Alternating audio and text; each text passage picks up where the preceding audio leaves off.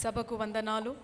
ప్రపంచంలోని ఎక్కడ లేని విధంగా విభిన్నమైన సంస్కృతి, విభిన్నమైన కళలు మన భారతదేశంలో ఉన్నాయి. ఆ సంస్కృతిని, కళలని కాపాడుకుంటూ రానున్న భావిత తరానికి అందించాలని మన రాష్ట్ర ప్రభుత్వం టూరిజం డిపార్ట్మెంట్ని మరియు కల్చర్ డిపార్ట్మెంట్ని ప్రజల్లోకి తీసుకుపోవడానికి వివిధ రకమైన యాక్టివిటీస్ జరుపుతుంది.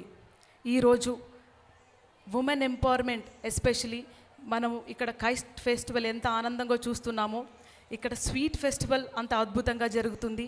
500 స్టాల్స్ ఉన్నాయి. ఇక్కడ 500 స్టాల్స్లో అందరూ స్త్రీలు, భారతదేశం నుంచి వచ్చిన వివిధ రకాలమైన వంటలు, వివిధ రాష్ట్రాల నుంచి వచ్చిన అక్కలు, అమ్మలు ఇక్కడ వాళ్ళే స్వయంగా వండుకొని, ఇంట్లో వండుకొని తీసుకొని వచ్చారు ఇక్కడ.